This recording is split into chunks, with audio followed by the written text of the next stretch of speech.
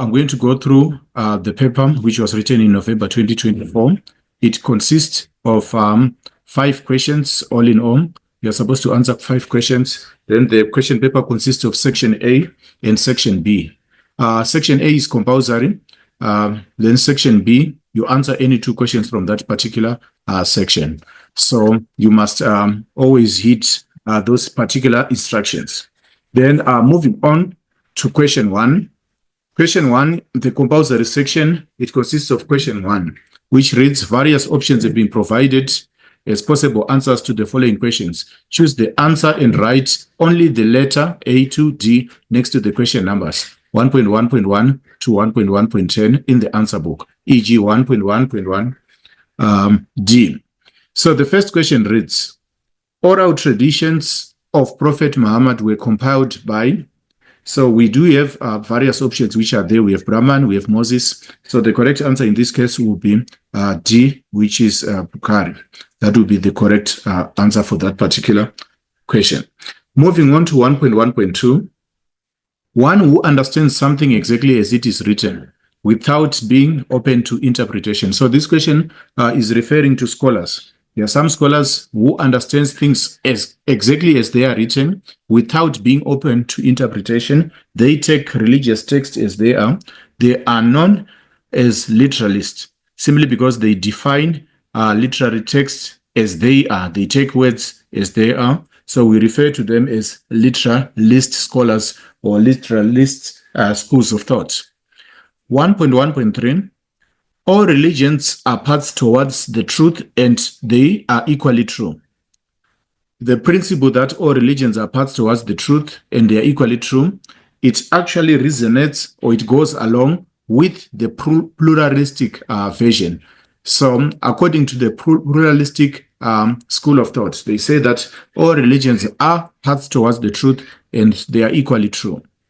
Then moving on to 1.1.4, there is no God at the center of its beliefs and teachings. So we are looking for a religion which does not have a particular God at the center or at the core of its beliefs and teachings. That religion is actually Buddhism. Because if you look at all the other religions which have been given in this question, they do have a particular God. If you look at Hinduism, according to Hinduism, there are several gods. Then Judaism, it is a monotheistic religion which believes in one particular God. If you look at African traditional religion, it has gods or gods. It has a particular god or gods in its beliefs and in its particular teachings. Moving on to 1.1.5, the headquarters of Baha'i faith are actually located in Haifa, that is in Israel. That is where you find the headquarters of this faith, which is called Baha'i faith. Then 1.1.6, the official religion of the Roman Empire under the Emperor Constantine. So the official religion during the time of the Roman Empire, during the reign of Constantine, was Christianity. So our correct answer in this scenario would be D. Then moving on to 1.1.7, it reads, a form of government where there is a strong relationship between one particular religion and the government. So when there is a close relationship between the government and religion, we refer that to as theocracy. So theocracy, if I can explain further, it actually relates to a government led by a religious leader. It actually refers to a government which is led by a religious leader. So our correct answer in this scenario would be the letter B, which reads theocracy. So autocracy, it actually translates to something which is different. Autocracy, that is a dictatorship. Then democracy refers to a government of the people, made by the people. So which refers to something different. Then if we move on to colonialism, it actually refers to a system whereby a particular country dominates another country economically, socially, and also politically. So the correct answer in this case would be the letter B. Moving on to 1.1.8. 1.1.8 reads, The belief that the soul never dies and is reborn into a different body for many times. This principle is known as reincarnation. It is actually known as reincarnation. So the correct letter for this particular question is the letter C. 1.1.9, Shia Islam believes that Prophet Muhammad should have been succeeded by. So according, I think you are all aware that when it comes to Islam, there are two different branches, or you can call them sects of Islam. We have the Shia, then we have the Sunni. So according to the Shias, Prophet Muhammad should have been succeeded by Ali. So the correct answer there would be the letter D, which is Ali. Then 1.1.10, this part of the Bible corresponds with the Tanakh in Judaism. So we are looking for the part of the Bible which correlates or which relates to Judaism. So the part of the Bible which relates to Judaism is known as the Old Testament. It is known as the Old Testament. Then we go to 1.2. Complete the following sentences by filling in the missing words. So write only the word next to the question numbers 1.2.1 to 1.2.6 in the answer book. So 1.2.1 reads, the religion that teaches that there is no plan or purpose to creation. So we need the religion which advocates that there is no plan and there is no purpose to creation. So in this case, that particular religion will be an Asiatic religion known as Buddhism. So that's the Asiatic religion, which teaches that there is no plan or there is no purpose to creation. 1.2.2. The first organization formed in South Africa to do research on the African traditional religion. So this actually started with UFS, which is also known as the University of Free State. It is the first institution which came with research on African traditional religion. So that is the University of Free State. That's where a collection of scholars gathered and they started doing detailed research on African traditional religion. So moving on to the next question, a person who is against orthodox religious beliefs. So the first thing which we need to do here, we need to actually come to the understanding of the term orthodox. So when we are talking about orthodox scholars or orthodox people, we are talking about people who stick to traditional beliefs. We can also give them the name conservative. You can also call them conservative. They are also known as conservative. So a person who is against orthodox beliefs is known as a nonconformist. Is known as a nonconformist. That is the term which we can use, nonconformist, which means that they do not stick to the traditional teachings. They are nonconformist, or you can call them unconventional. Unconventional. They stick to their, or they actually reform their ideas. They are unconventional, they're nonconformist. Those are the two terms which you can actually use to describe someone who is against orthodox religious beliefs. Then 1.2.4, the belief in many gods is known as polytheism. Poly means many. So the belief, then theist, it actually means a belief in God. So polytheism is known as the belief in several gods. Then 1.2.5, non-Jews are referred to as. So we are looking for a term which is used by Jews to refer to people who are non-Jews. So these are referred to as Gentiles. Gentiles, that is the right term then. Then the 10 commandments are associated with which mountain? The mountain which is associated with the 10 commandments is called the Mount of Olives. It is known as the Mount of Olives. Then moving on to the next question. Choose the correct term from column B that matches the description in column A. Write only the letter A to H next to the question numbers 1.3.1 up to 1.3.6 in the answer book. So we have the description on 1.3.1, which reads, the religion that teaches that there is suffering in the world because of unfulfilled religious, unfulfilled human desires. So that religion is actually known as Buddhism. So the correct letter then, it will be letter H. Then you can write the name just next, that is Buddhism. That is the belief that the religion that teaches that there is suffering in the world because of unfulfilled desires.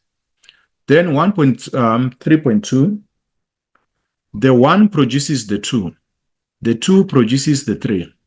This is a religious teaching which is associated with Taoism. So Taoism relates to A, which is Tao Te Ching. So that is the teaching according to A, Tao Te Ching. So 1.3.2, that is Tao Te Ching. That is the religion which teaches that one produces two, then two produces the three. 1.3.3, the belief in the existence of the divine. So any religion which believes that there is the divine, when you talk about the divine, we are talking about the existence of a deity, which is God, then the existence of spiritual beings, which are called angels. So any belief or any religion that believes in the existence of the divine, it is actually referred to as theism, which is G. The belief that there's something which is divine, or the existence of something which is of spiritual beings. So that is known as theism. 1.3.4, the term that indicates belief in an order of the whole existence. The term which is used to talk about the beliefs in the order of the whole existence. It is known as Dharma. It is found in a religion called Hinduism. So that is the concept of Dharma. The correct letter there will be the letter C.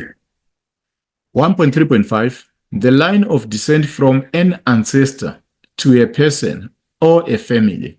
The line of descent from an ancestor to a person or a family is known as lineage, which is D. That is called lineage. The correct letter there would be D. 1.3.6, a dreamlike state, when people do not seem to be aware of their surroundings. That refers to a state which is called a trance, whereby someone would feel as if they are in a dream. They also do not seem to be aware of their surroundings. So that is known as a trance. Then the correct letter for trance is the letter F. Then 1.4 reads, choose the words or words in each list that does not match the rest. Write down the words next to the question number 1.4.1 to 1.4.5 in the answer book. Give a reason why the answer does not fit. So in each scenario, we are actually going to give a reason why we are choosing that particular odd one out. For example, you've been given an example, red, yellow, circle, blue. The answer is circle simply because circle is not a color. So the rest are actually colors. So we are going to do it using that particular method. So in number 1, we look at the first question, 1.4.1. The words are Judaism, Islam, African traditional religion, Christianity. So we are choosing the odd one out here. So the odd one out, we are going to single out African traditional religion. The reason why we are singling out African traditional religion, the first thing is that it is not an Abrahamic religion. It is a non-Abrahamic religion. Non-Abrahamic religion. If you look at Judaism, Judaism traces its roots to Abraham as the patron. The same applies to Islam. and also the same applies to Christianity. So all these three are Abrahamic religions. Then African traditional religion is a non-Abrahamic religion. Then another reason is that all these other religions have their origins in the Middle East. They have their origins in the Middle East. So you can call them Middle East religions. They actually started in the Middle East.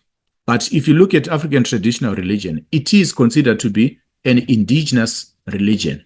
It has its roots in Africa, so it is an indigenous religion. So those are the differences, or that is what qualifies ATR as the odd one out in that particular scenario. Then moving on to question 1.4.3, we have the terms like Vedas, then we have the Bhagavad Gita, then we have Punjab, then we also have Upanishads.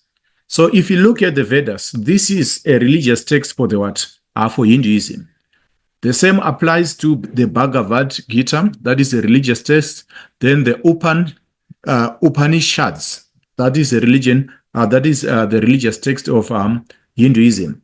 But if you look at Punjab, it actually refers to a territory or a province or a part of India. So it's actually land. Punjab refers to land. The rest are sacred texts. The rest are scriptures, or you can call them sacred texts, scriptures or holy text.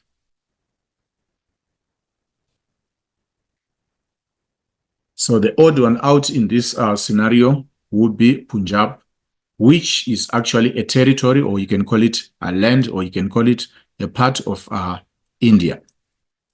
All right, moving on to the next question.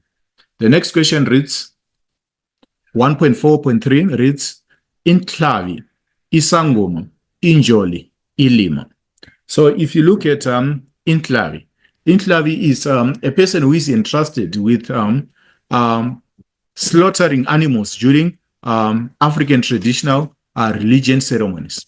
And Isangoma is actually referred to as the spiritual leader in African traditional religion.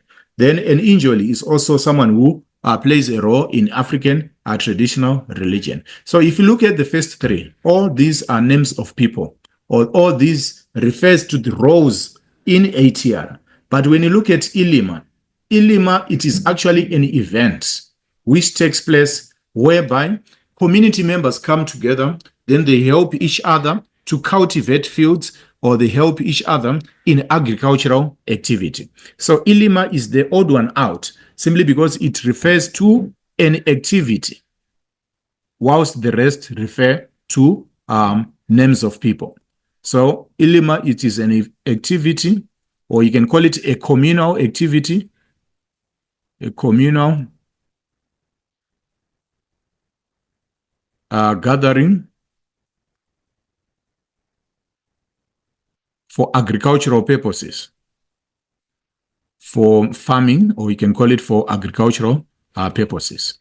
So whilst the first three words refer to names of religious leaders or names of religious office bearers, the last one, which is Ilima, refers to an activity or a communal gathering for farming. So that is what qualifies it as the odd one out. 1.4.3, we have the following terms. The first term is evolution. The second term is incarnation. The next term is resurrection. The last term is salvation. So we are going to single out the odd one out. So the odd one out in this scenario would be evolution. The reason why we are singling out evolution, it is actually a scientific term. It refers or it resonates well with scientific principles. So evolution is more scientific, or it explains scientific principles. Evolution is a scientific explanation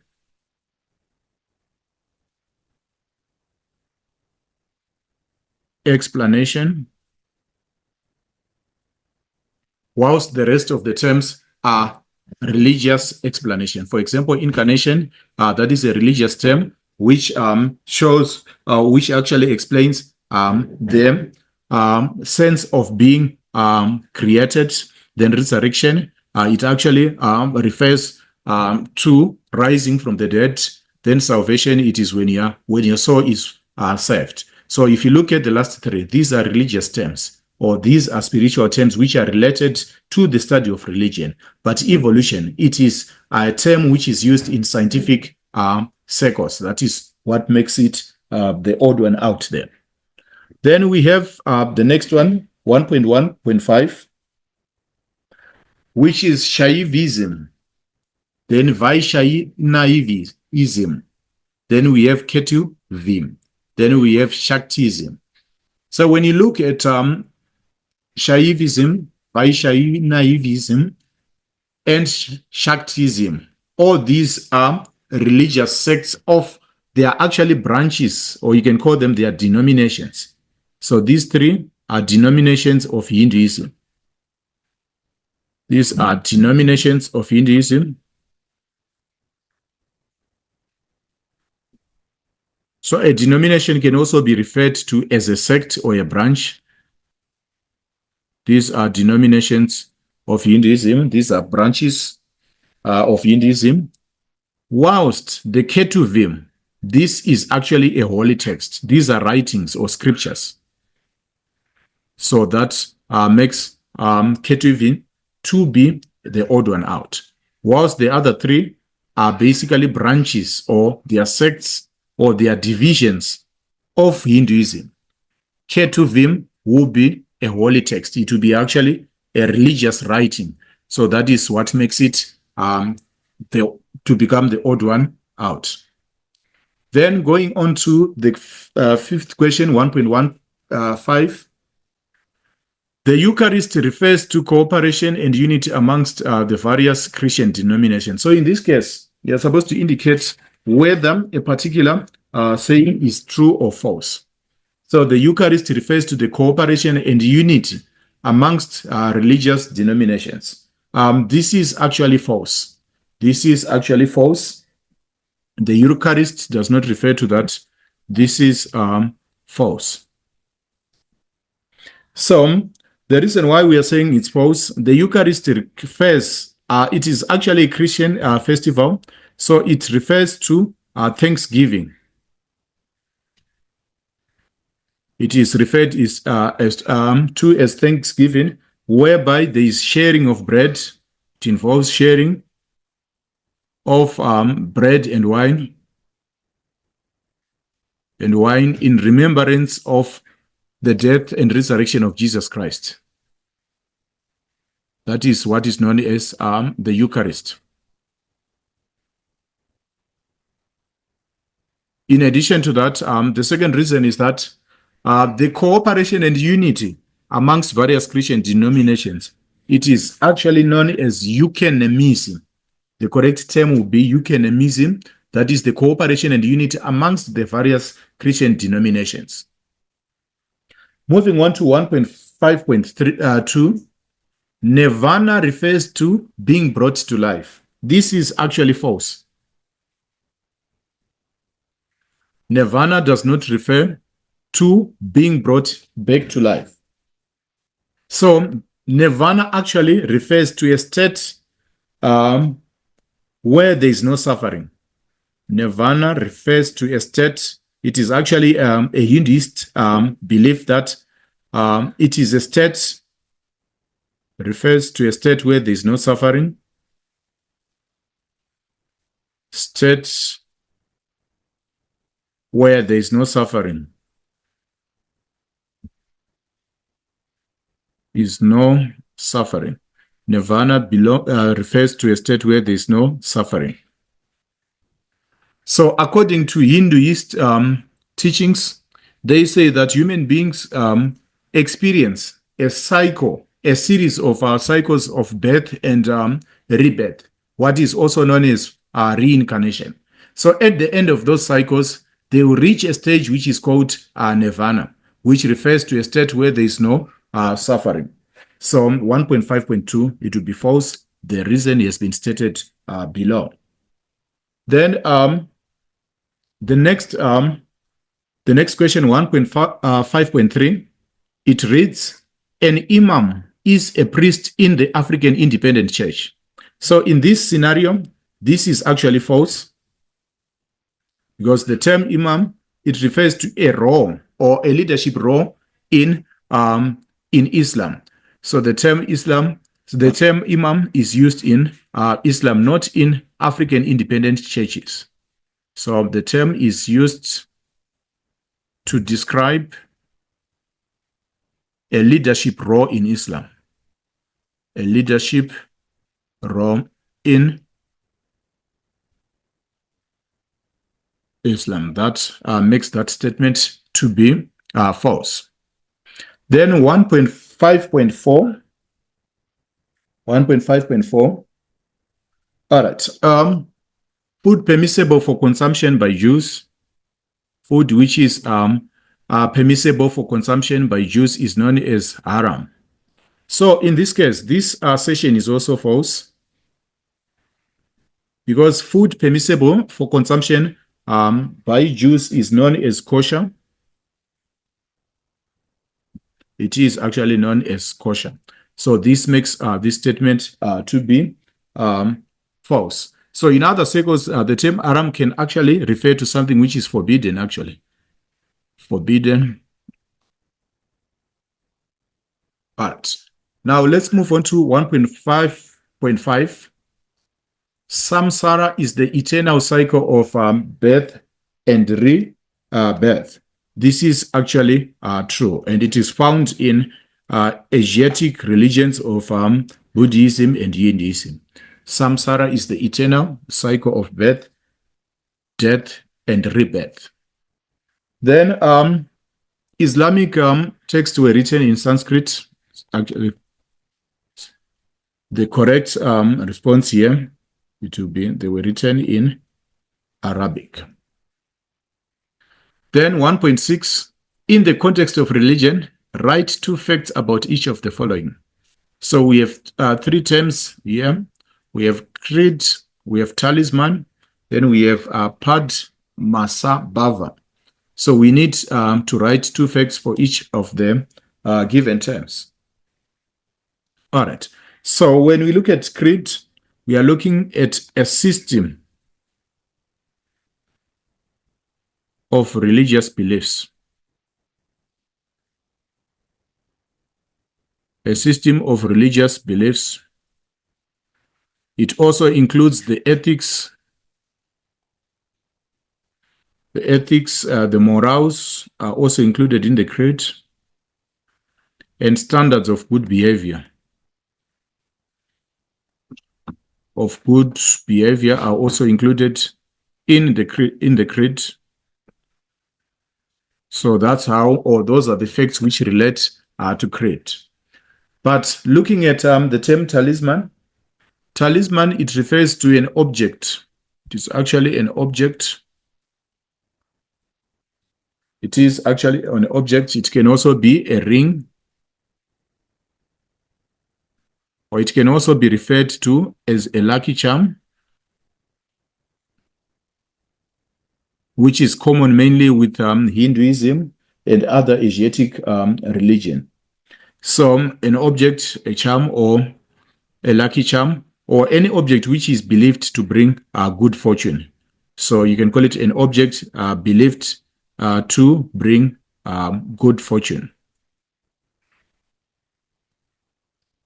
which is believed to bring good fortune, is known as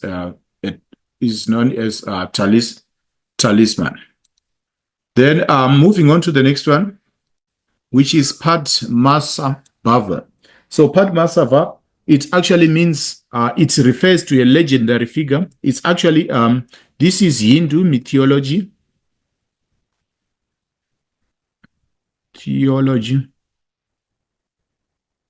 So Padmasa Bhava, it refers to a legend. It's a Hindu legend. A legend who was believed who was believed to have been born from the lotus flower. Who was believed to have been born from the lotus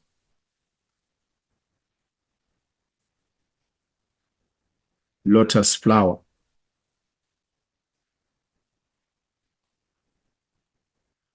So that brings us to 1.6.3. So the total for section A, short questions, that will be 50 marks. Now moving on to the next question, which is section B. And the instruction reads, answer any two questions in this particular section. So in the context of religion, give a brief explanation of each of the following concepts. So we are talking the first, which is 2.1.2. It requires a definition of the term unity in the context of religion. So unity refers to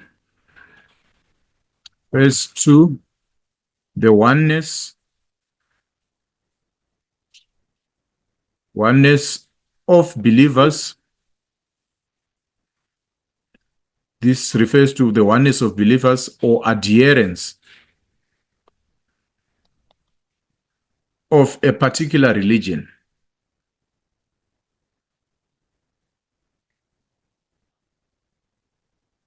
All right. So this refers to the oneness of believers or of believers adherents of a particular religion. That is what we refer to as unity.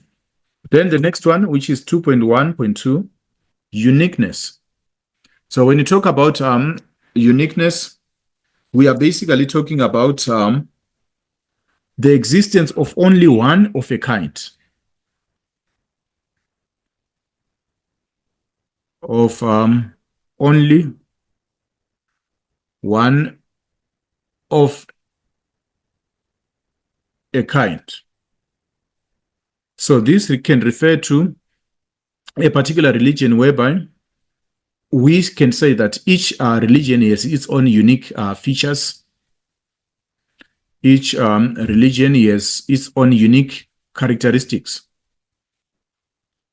It has unique features. For example, ATR teaches about the importance of ancestors. Then if we look at Abrahamic religions, all of them, they are monotheistic. It simply means that they adhere or they believe in the existence of one deity or one God. If you look at Asiatic religions, all of them, they are actually polytheistic, simply meaning that they believe in the existence of several gods. So that is uniqueness. So all religions are unique in one way or another. Then the term divinity, it refers to a religious, a spiritual being. Divinity, it refers to a spiritual being, or it refers to the state of having godlike characteristics. Godlike characteristics, or you can call them spiritual characteristics. Divinity, it refers to a spiritual being having God-like characteristics, or anything which is like God or like angels. Or angels or spiritual beings, it is referred to as divinity. Then 2.2, state any two unique features of each of the following religions. So in the first scenario, we are coming across Buddhism. So the unique features of Buddhism are the Four Noble Truths. The Four Noble Truths, those are the unique features of Buddhism. So the Four Noble Truths include self-denial,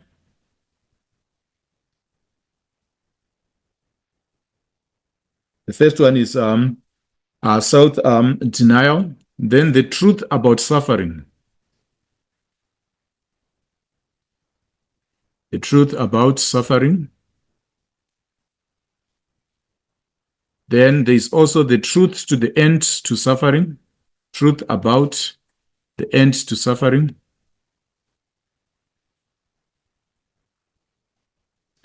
The truth about the end to suffering. Then, in addition to that, we can also talk about, we have also talked about self-denial, truth to end suffering, then the cause of suffering itself. So we have even exceeded the two unique features which are needed in that particular scenario. Now, moving on to the next question.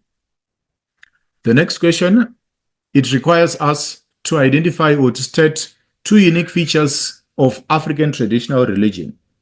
So when you look at African traditional religion, it practices what we call animism, whereby spiritual importance is assigned to specific animals. Animism, it is when spiritual importance is assigned to specific animals. For example, you find people calling them themselves people of them, maybe of the Vakwena, which simply means people of the crocodile, or they can refer to themselves as people of the Tau, which means people of the lion tribe, or they can also refer to themselves as the Ndlovus, which means the elephants. So that is what we call animism, attaching importance to particular animals. Then they also exercise respect for elders. They emphasize respect for elders. Then there's something which we call reverence of ancestors. Not necessarily the worship, but reverence of ancestors. That is deep respect for ancestors. So they have animism, they have respect for elders, they have reverence. Then in addition to that, they believe in a god, or they believe in several gods. So it's either some of them, they remember African traditional religion is actually broad and diverse. Some believe in a particular god. So there is that belief in a particular god, or several gods.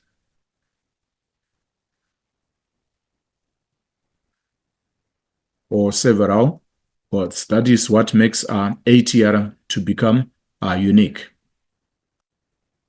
So already we have three unique characteristics there. Animism, belief in a particular god. Then we have reverence of ancestors. Moving on to the next one, which is Baha'i faith. So when you look at Baha'i faith, it is the only religion which actually preaches the importance of science and the importance of religion. So it intersects. When you come to Baha'i faith, there is an intersection of science and religion. Intersection of science and religion. So it preaches about the importance of science and at the same time accommodating religious beliefs. Then if you look at it, it also encourages, it does not have religious leaders. You have religious leaders. It encourages people to read scriptures on their own and interpret them the way they understand them. It encourages self-study of scriptures,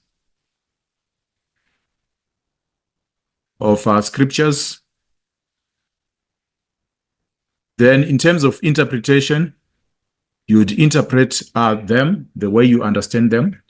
So those are the two unique features of Baha'i faith. The intersection of science and religion does not have religious leaders or does not have priests, but actually encourages self-study of scriptures. Then you interpret them according to your own understanding. Then moving on to Taoism. All right, Taoism, it does not have people who believe in Taoism, they do not believe in a particular god. So they, in Taoism, there is no deity. They do not believe in the existence of a particular deity. Then, in addition to that, They also do not believe in, they don't have what we call divinity. They do not have a particular divinity whereby they believe in the existence of divine individuals or divine characters.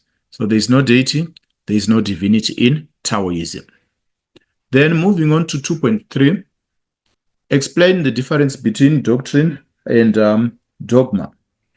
So we have two terms which we are going to tabulate in this case. So we have deity, we have doctrine.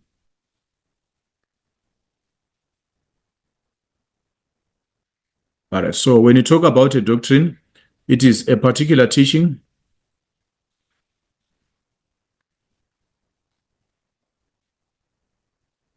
A doctrine, it is a particular teaching. All right. It establishes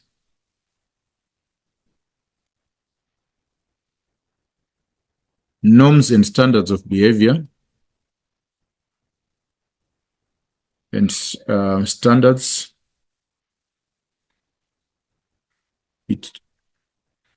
A doctrine establishes norms and standards of behavior in a particular organization or in a particular institution.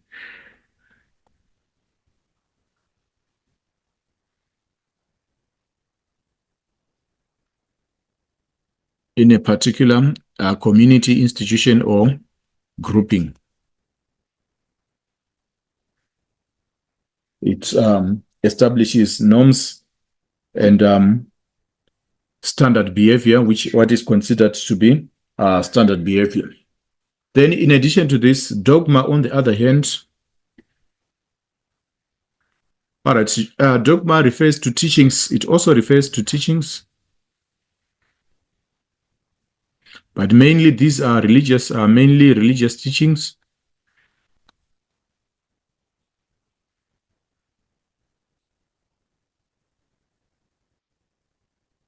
Which are generally accepted as beliefs, which are generally accepted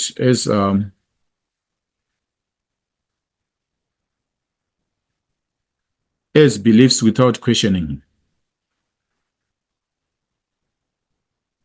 Without questioning them.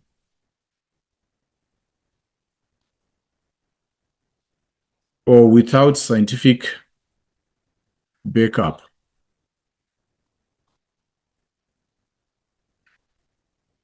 Without scientific backup. So that is the distinction, or that is the difference between dogma and doctrine. Then 2.4, in 3 sentences, explain the role of ancestors in African traditional religion. So ancestors are believed in African traditional religion to offer advice to the living. They are believed to offer advice. We can say they offer spiritual guidance to the living.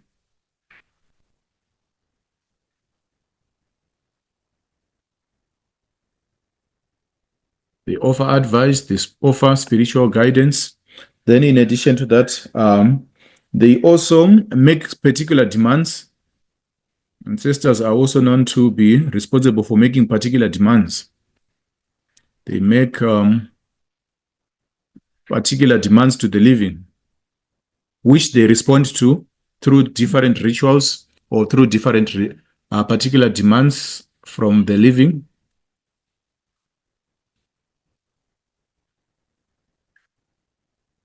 They are believed to make particular demands from the living. Then in addition to that, they receive sacrifices on behalf of a higher deity. They receive sacrifices made by the living to a higher being. In addition to that, they can also be guardians of A-tiara teachings. That is another role. They are the guardians of what is considered to be good, or what is considered to be virtues in ATR. All right, the next question requires us to offer or to give similarities shared by Abrahamic faiths. From the previous question, which I once discussed, Abrahamic religions or Abrahamic faith, we are referring to Islam, we are referring to Christianity, we are also referring to Judaism.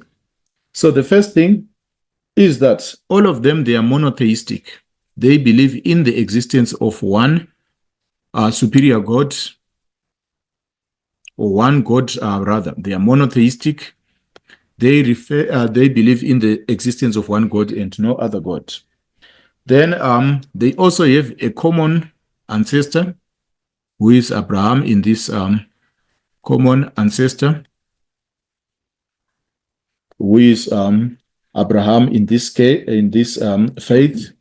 Then they do have common prophets, the likes of Moses is considered to be a common prophet of importance in all the three religions. So they also have common prophets, monotheistic, common ancestor, common prophets. Then also their teachings are based on the law. The normal teachings are based on the law of Moses. Then another thing which we need to state is that the source of origin, their origins are the same. They trace their origins, originated in the same region, which we refer to as the Middle East. All three religions originated in the Middle East. So we classify them as Middle Eastern religions. So geographically, they come from the same source. Then in terms of lineage, they are from the common ancestor. They also share common prophets. Then they are all monotheistic, which simply means that they believe in one God. So that brings us to 2.5, which is the last question in the second question, which gives us 50 marks. Moving on to question 3. So question 3, it has an article which is dated 2 February 2024.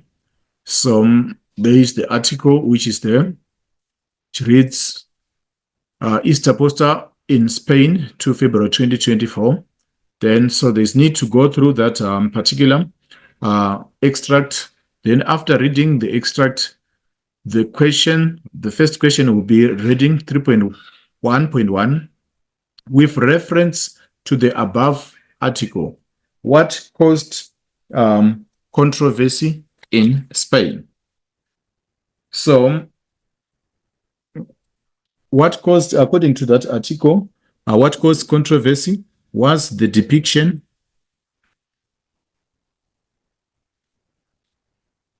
of the sexuality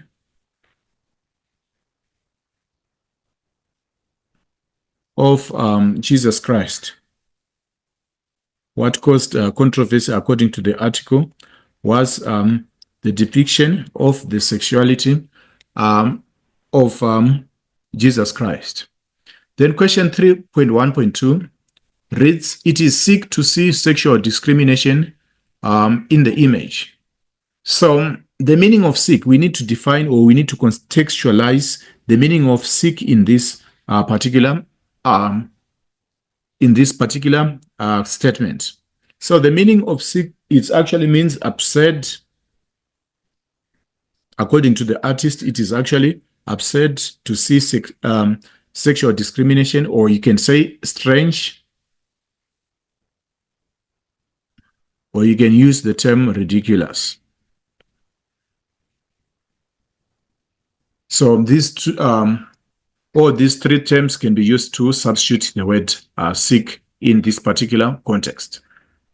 Then question 3.1.3. What did the Spanish people expect from the artist regarding to the Easter week?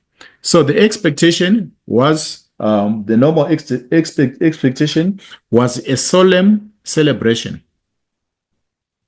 Solemn, it simply means when things are taken seriously, solemn celebrations. They were expecting solemn celebrations of the Passion of Christ. They were expecting solemn celebration of the Passion of Christ. Then in addition to that, normally they celebrate with art.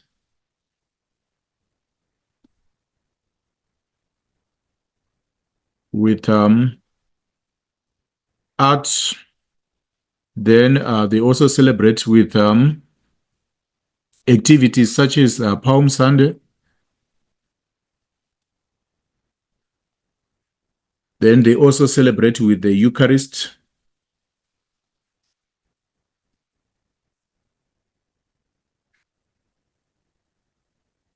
They also celebrate with Eucharist. Then there's also a portrayal of decent images.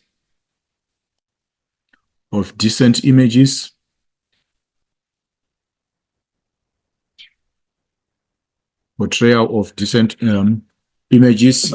That is the expectations from the artist. Then in addition to that, we move on to 3.1.4. The purpose of creating the poster was to promote the Holy Week festivities. Did the poster meet its purpose? Support your answer. So if you go back to the extract, you can see that the poster did not meet this particular purpose. Instead, the poster, it actually provoked. The poster did not meet the expectations. Did not meet expectations. Instead, it created controversy. And discontent. And discontent among the Spanish people.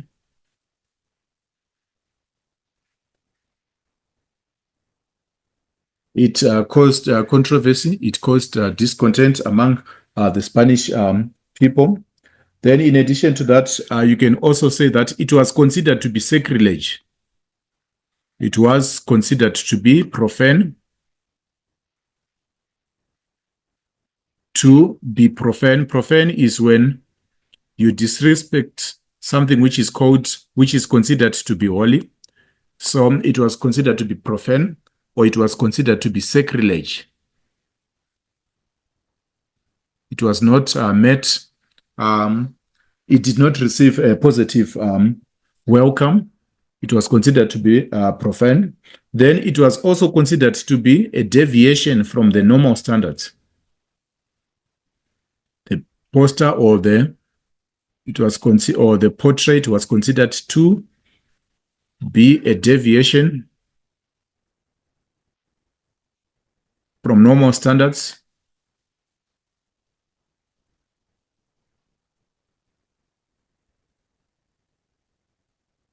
It was considered to be a deviation from normal standards.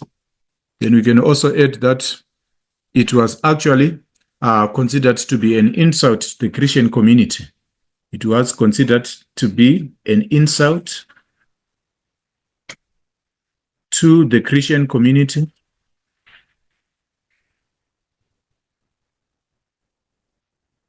It was considered to be an insult to the Christian community. So these are the reasons why the poster did not meet its particular purpose. It was considered to be a deviation from normality. It did not meet expectations. Instead, it created controversy. Actually, there was a division amongst the Spanish people. Then it was considered to be an insult to the Christian community. It was also considered to be profane. Profane, it is when you disrespect something which is considered to be holy by another religion. So you can also refer to it as sacrilege. So in the light of the controversial poster, what opinions do you think Spanish Christians had regarding the artist Salustiana Garcia? So we can actually say that this was considered to be an attack of faith. It was considered as an attack of faith, attack or insult of faith. You can also say that it was considered to be an attack of faith. It was also considered as disrespect. Or we can also say that it was also considered to be sacrilege. It was also considered to be profanity. All right, this controversial poster was considered sacrilege, or it was also considered to be sacrilege, or it was also considered as profanity. So those are some of them. Those are some of the views of the Christian community in Spain. All right, moving on to the next question. Give 3 reasons why Salustiano Garcia decided to create a sexualized and effeminate painting of Jesus. So some of the reasons, they are best known to him, but we can only speculate here. So it can be to pursue a particular agenda. A particular agenda. To pursue a particular agenda. Then in addition to that, some would consider it to be freedom of expression.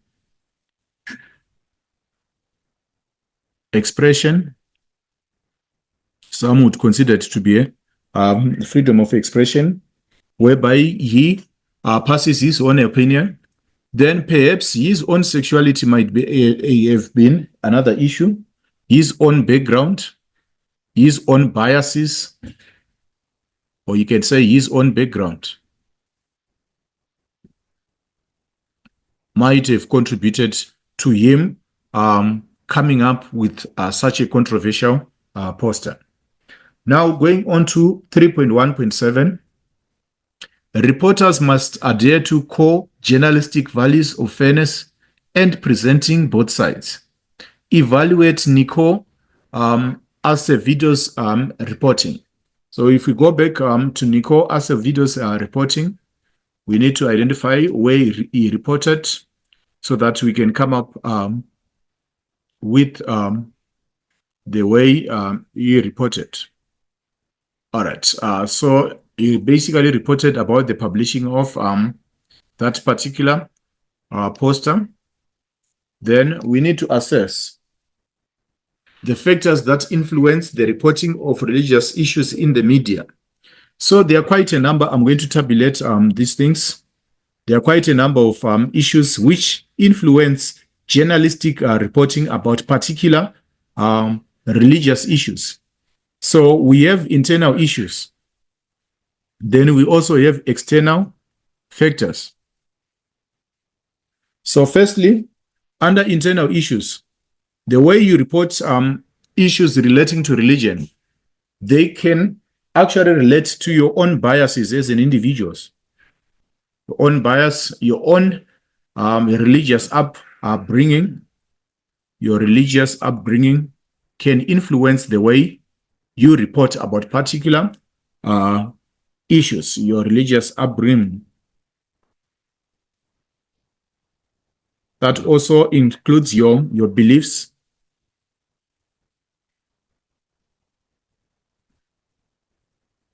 Your dislikes,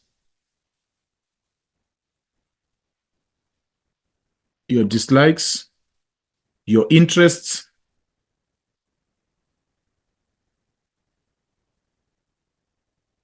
so all these might actually affect the way you report about issues. Then going on to the external, the political environment which you operate in. Political environment, can influence how you report about particular issues. So does the political environment tolerate certain things? The political environment influences reporting. When you're writing about religious issues, you also have to, you are also influenced by the political environment which you are operating in. The political environment also influences journalistic reporting. It actually influences journalists. Then journalists do not operate in a vacuum. They actually operate with other supervisors, and they are supposed to meet or they are supposed to meet particular standards. So, for example, when journalists are working, they work under certain editorial policies or editorial frameworks. Editorial policies. The way they report also reflects the editorial policy of the media house which they are particularly which they are reporting for or which they are working for. Simply because it is impossible for you to report something which is against your editor. So the editor is the one who has the final say on whatever you're going to report on. So editorial policies are of utmost importance when it comes to reporting about religious issues. So editorial policies come in also when we talk about religious journalism. Then we also have professional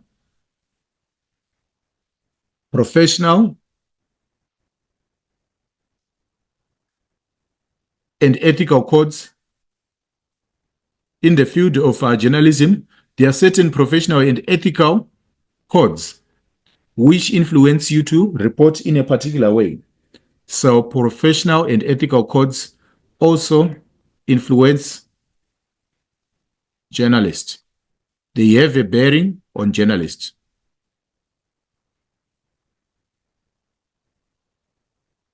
So they determine whatever they are going to report, or they determine their final version or their final report.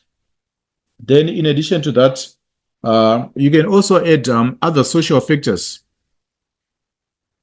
Social factors as well.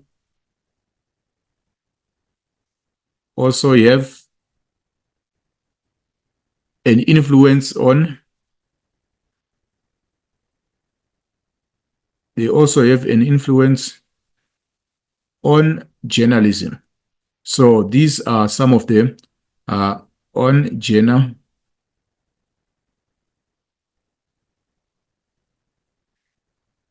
Social factors have an influence on journalism. So all these are factors which come into play when people are reporting about religious issues. So this brings us to the end of question 3. So we move on to the third question, or to the fourth question rather, which talks about religious conflict in Nigeria. Religious conflict is actually a contemporary problem which not only Africa faces, but it is a global problem. So there is need for the reading of the extract and the answering of the questions that follow. So basically, we are not going to read the extract in detail, but we will just scan through it. We have Nigeria, which is a population of 183 million. It either follows Islam or Christianity. So these two religions have coexisted peacefully, but after independence, the country has suffered many ethno-religious conflicts. So in recent years, the number of deadly attacks have increased due to the growth of extremist groups such as Boko Haram and the radical Fulani headsmen. So that is the introduction to that particular extract. Then it also concludes by saying that a faction of the Fulani is adopting similar terror strategies, including targeting Christian leaders, communities, and churches, as well as expelling Christian farmers from the land. So, yes, that is the case study which we have there. So the first question reads 4.1.1. It actually reads, on which continent is Nigeria located? So Nigeria is located on the African continent. It is located on the African continent, or you can say it is located in Africa. Then name two major religions that are involved in this conflict. So the major religions are Islam, as according to the extract, Islam and Christianity. These are the major religions which are involved in this particular conflict. Then briefly explain the main cause of this conflict. So there are several causes of that particular conflict, but we can briefly state the following. So the first one is control of resources. So the conflict is not necessarily religious, but it is based on control of resources. By resources, we are talking about natural and man-made resources. So there's a competition of resources. Briefly explain, control of resources will be the first one. Then in addition to the control of resources, we also have status, the fight for status or political power. The fight for status or political power can be another factor.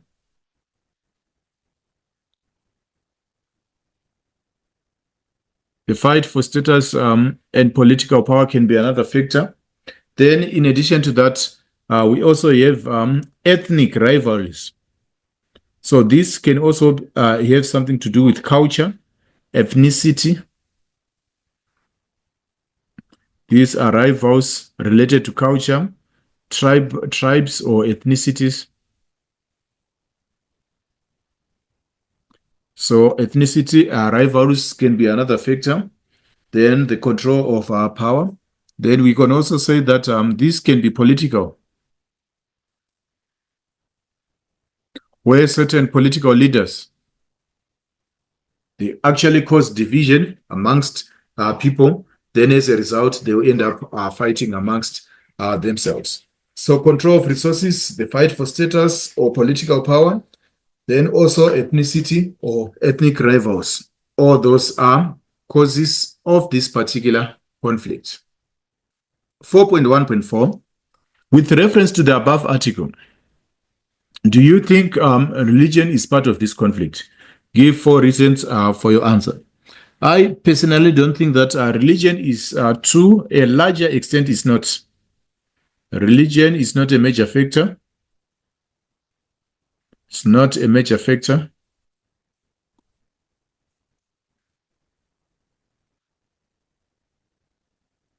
Because historically, these people lived side by side peacefully. The Nigerians lived side by side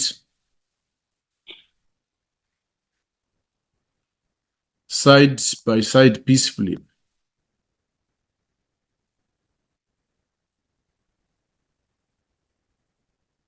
So they lived side by side peacefully without any issues.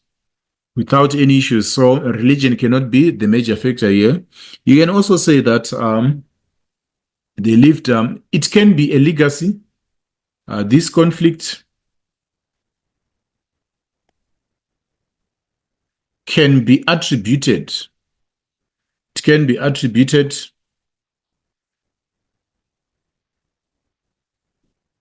this conflict can be attributed to things like it can be attributed to colonialism. This is the legacy of colonialism.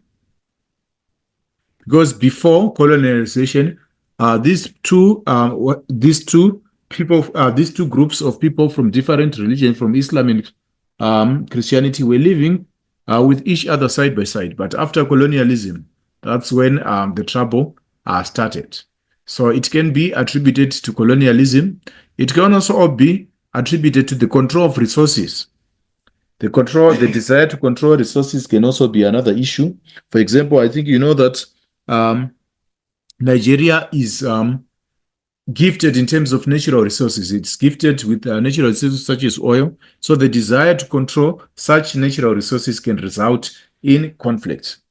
Then also the desire to have political power, it can also be another factor which might have resulted in people fighting against one another in this particular scenario. Then the next question, give practical strategies. What practical strategies can you suggest to the people of Nigeria to solve this conflict? So the practical strategies which can be suggested to the Nigerian people is to have interreligious dialogue. So they can engage in interreligious dialogue.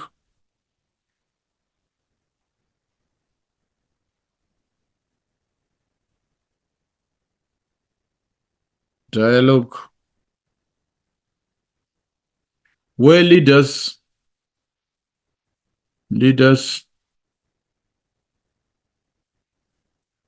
sit down and try to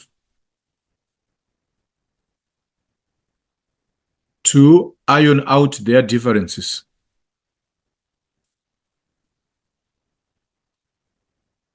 They try to sit down and iron out their differences. In addition to that, they can come up with tolerance. Tolerance is when you accept the next person, regardless of your religious differences. They can come up with tolerance or create a culture of tolerance.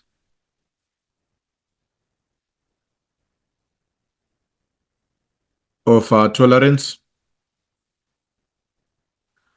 whereby you accept the next person,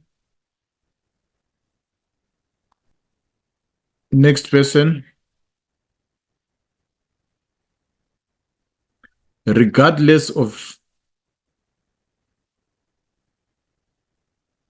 of their belief,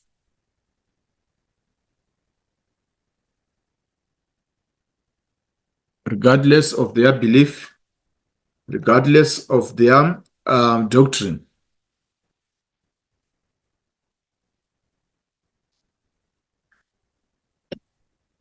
Then education can also be used. Citizens about the oneness of humanity.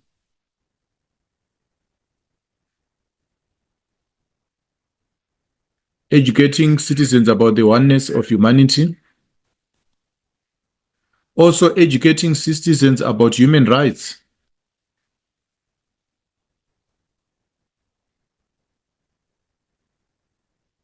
About human rights.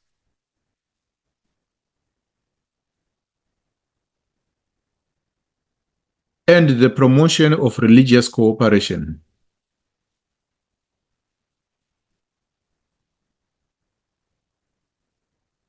Religious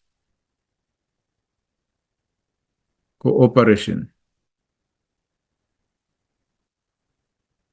Intermarriages can also work,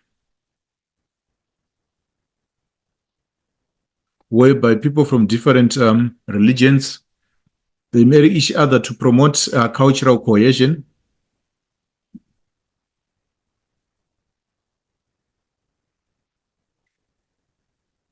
To create cultural cohesion. Intermarriages can also be used to create cultural cohesion. So all these are different ways, or these are different practical strategies which can be used to resolve this particular conflict in Nigeria. So this is a response to question 4.1.5. Now moving on to 4.2, which reads, with reference to one religion, you have studied, discuss 5 of each teachings that promote peace. So in this particular question, you can identify, you can choose any particular religion. You can choose any particular religion. For example, you can teach, you can choose ATR. According to ATR, ATR is the chosen religion. ATR teaches that, according to ATR,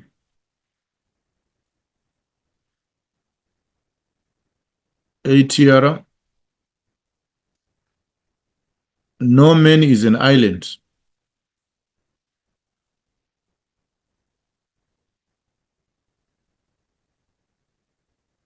Which means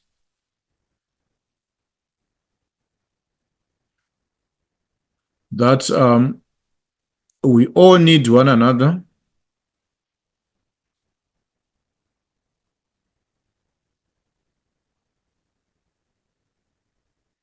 in one way or another,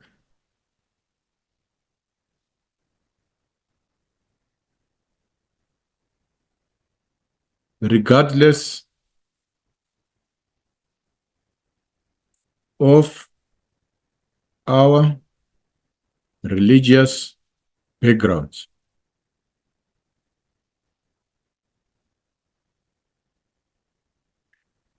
ATR also teaches that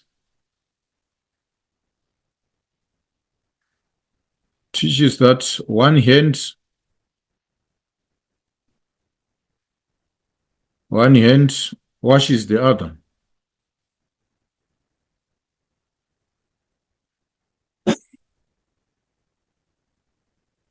Which simply means we all need to cooperate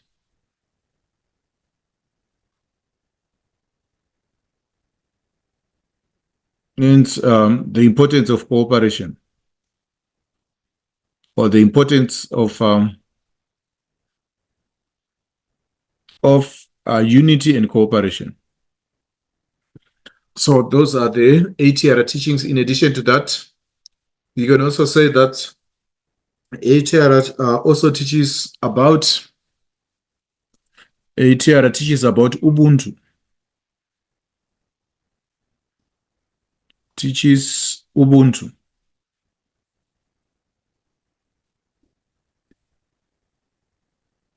which says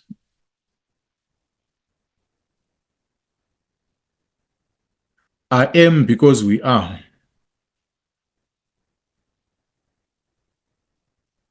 We are. This is a principle of Ubuntu, where you exist simply because of the next person, which can mean that you exist because of the person next to you, of your neighbor,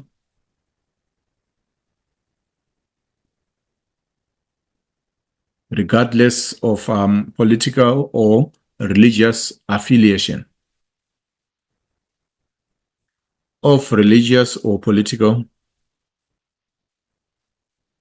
religious beliefs. So all these they promote all these ATR teachings.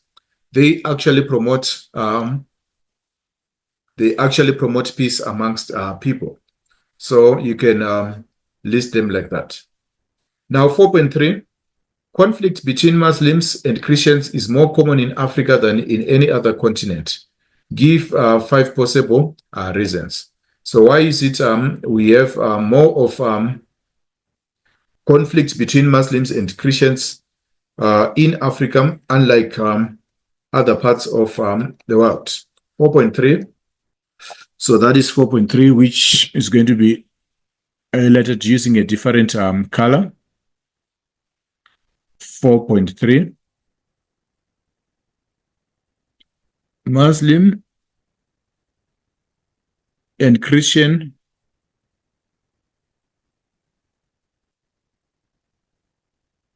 religious conflict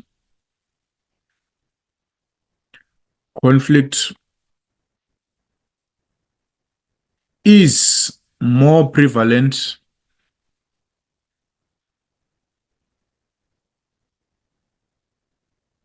in Africa as a result of the legacy of colonialism.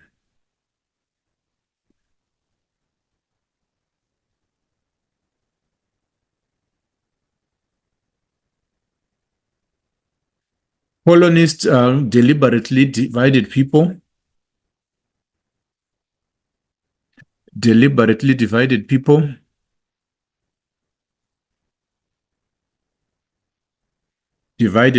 people,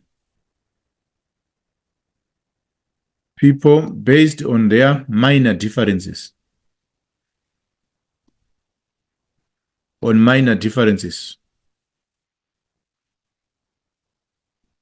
Using what is called the divide and rule policy. They deliberately divided people based on minor differences, what is known as divide and rule policy. So that is the first point. The second point is that Africa has diverse ethnicities, has diverse cultural groups,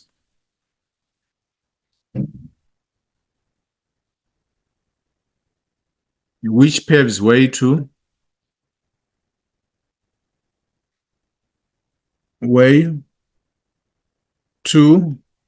ethnic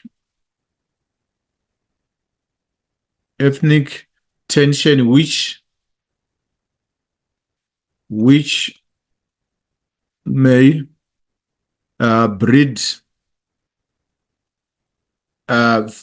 religious violence.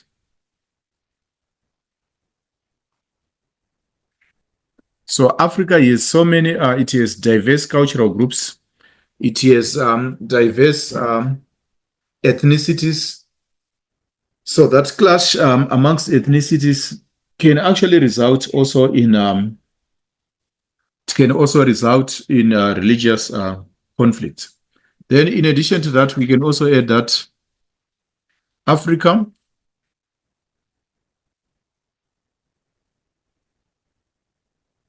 has diverse resources which also lead to conflict.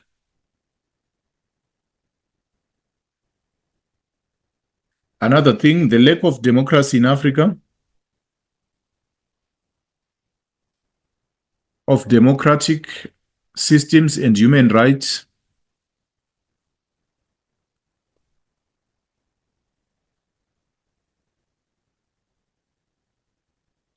and human rights or respect to human rights, lack of democracy in Africa, and the lack of respect for human rights leads to religious conflict as well.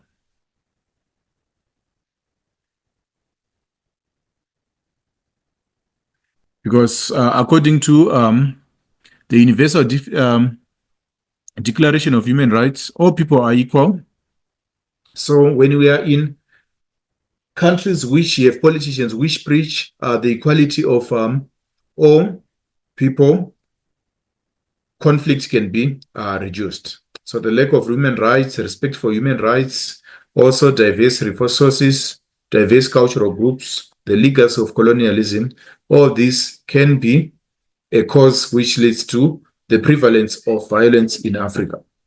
So going on to question 5, which reads, read the extract below and answer the questions that follow.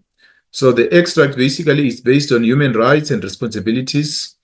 So the introduction says, in 1948, the Human Rights Declaration of Human Rights, the United Nations Universal Declaration of Human Rights was produced and signed by governments all over the world. Human rights are based on inherent dignity of human beings. The Declaration of Human Rights is written from a secular point of view. Its arguments are based on a natural law theory that sees human rights flowing from the idea of universal human dignity. The basis of human rights lies in religious ideas. For instance, in Abrahamic religions, we read that Adam was created in the image of God, which gives a very high value to the human being. In the Quran, we read, surely we have accorded dignity to the sons of men. Every human being is therefore considered to be sacred.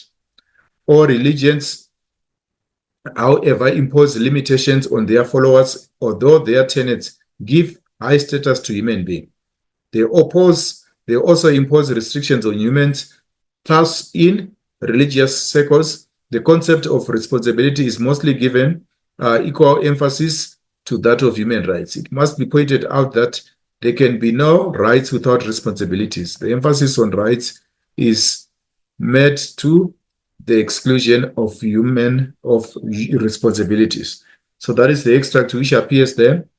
Then the question reads, explain what is meant by human rights. Explain what is meant by human rights. So we need to have a working definition or a definition of the term human rights here. So human rights, these are moral principles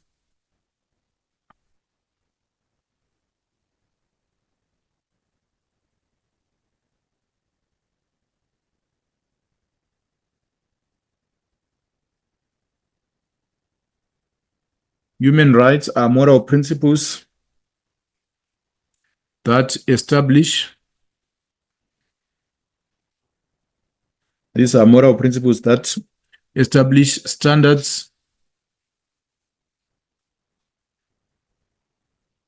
of human behavior.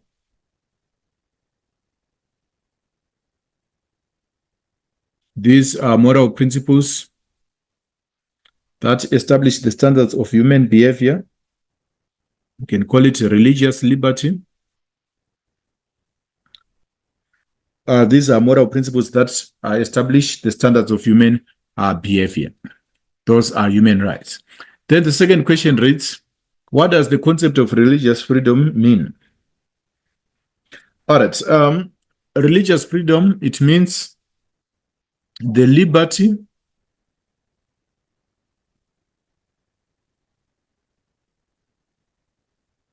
of an individual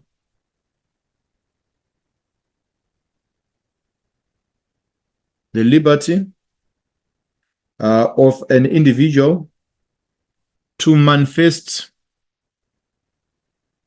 that is to express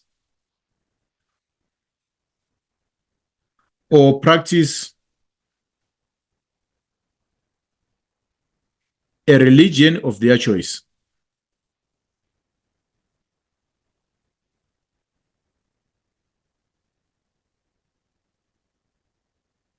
That is the liberty of an individual to manifest or to practice a religion of their choice. Then 5.1.3, it actually reads, do you think religious organizations should play a role in commemoration of Human Rights Day in South Africa? Motivate your answer. Yes, they should play a role. They should play a role because religions can keep their citizens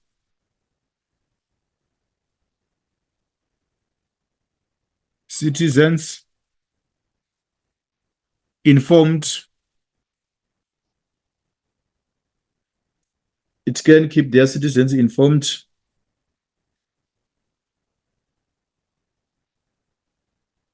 in a constructive way.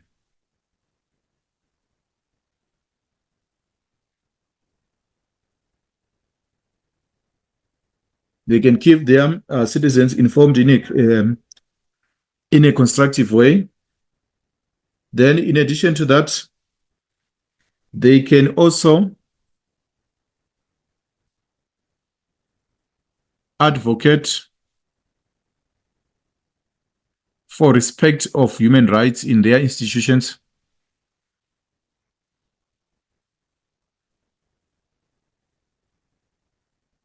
human rights. So religions, they play an active role. They can actually advocate for the respect of human rights. That is what they can do in this case. Now moving on to 5.1.4. 5.1.4, I'm going to try to create space somewhere where I can write 5.1.4 using a different color. So it reads, rights and responsibility cannot be separated. Justify this statement. This statement is statement is true. Is true because rights and responsibilities are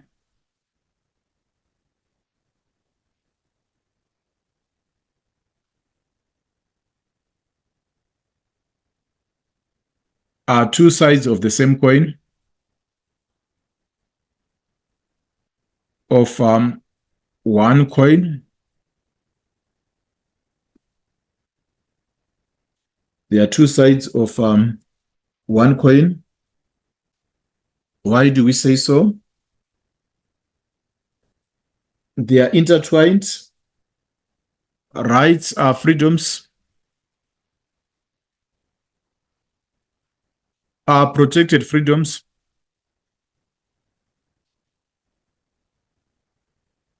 Rights are basically protected freedoms, while responsibilities are duties. Responsibilities are duties.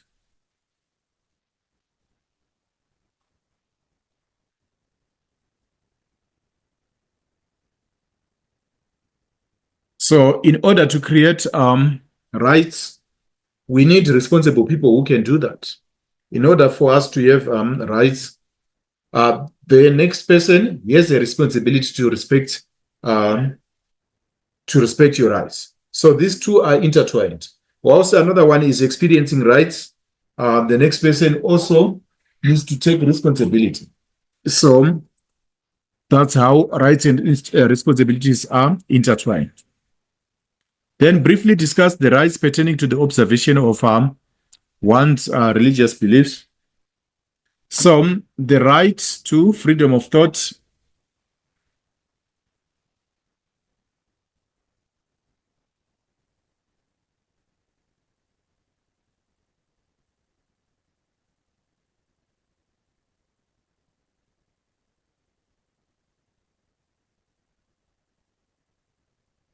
or the right to freedom of thought, conscience,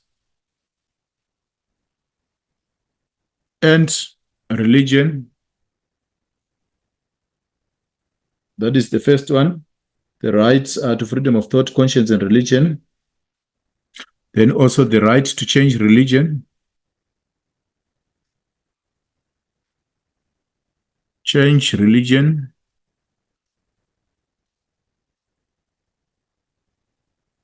Then freedom of conscience. Of conscience, whereby you can express what you think is right or what you think is bad. Then also the right to attendance. Attendance is free. Attendance is voluntary. Attendance to religious gathering should be voluntary, not mandatory. You choose what you need to attend to, when you need to attend it, and where you need to attend it. So attendance of religious gathering should be voluntary. Then the next question reads, 5.3, choose any one religion and discuss two teachings pertaining to religious rights. So 5.3, in this case, we're going to choose Christianity. Christianity. We can refer to the one religion and discuss is two of its teachings pertaining to human rights. So the religion which we have chosen for this particular case study is Christianity. So according to Christianity, or according to the Beatitudes, or you can actually say that the Sermon on the Mount. The Sermon on the Mount, it has one teaching which I'm going to single out, which actually promotes human rights. So it says, blessed are the peacemakers. Blessed are the peacemakers. Peacemakers, for the kingdom of heaven is theirs.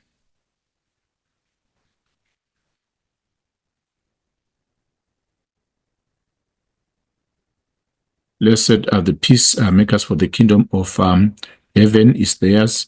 So this is an example of a teaching from a Christian perspective, which actually can lead to the promotion of human rights, whereby you promote the safety and the interests of the person who is next to you. Then, in addition to that, we can also add the commandment which says, love your neighbor as you love yourself. As you love yourself. It is a very important teaching, which it actually teaches the believers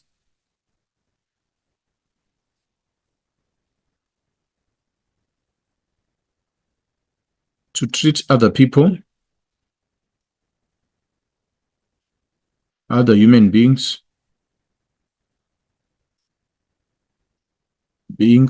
with love and respect.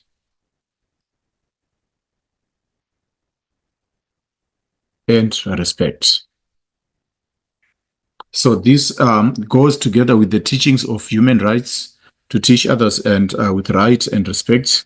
It also teaches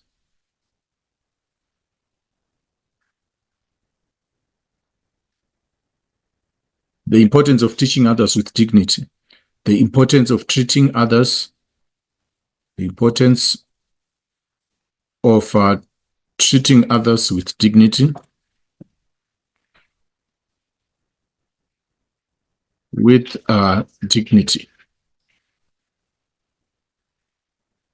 So those are two teachings which we can actually take from these two religions. All right, so now give practical examples of how religions can promote human rights. So religions can actually do quite a number of things to promote human rights. So one of the things, I'm going to say them out here, in religious gatherings, they can actually teach. They can teach congregates, or they can teach believers to respect human rights. So we can say through teaching, through teachings. So during religious gatherings, religious leaders can emphasize the importance of treating one another in a dignified way, so they can teach and educate their congregants or their followers about human rights. Then it can also be done through campaigns. Through campaigns, they can be online campaigns, or they can be even real campaigns where they move around informing or telling people about human rights. Then they can also help affected. They can volunteer through volunteering.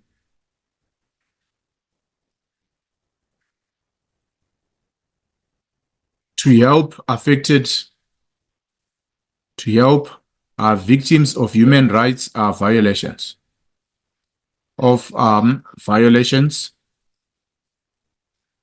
example, we might have the Israel-Gaza conflict as an example, whereby volunteers can actually try to help the victims of that inter-religious conflict which is taking place part in the Middle East. So there's volunteership through campaigns, through teaching.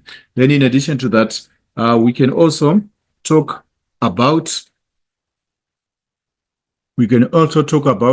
establishing programs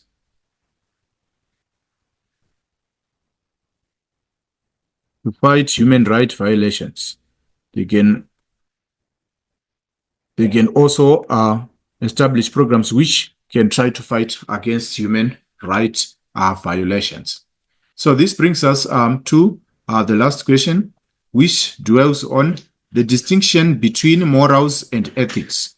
So when we look at morals and ethics, by definition, morals are considered to be standards. Morals are considered to be standards of behavior. Standards of behavior, standards of good behavior, of good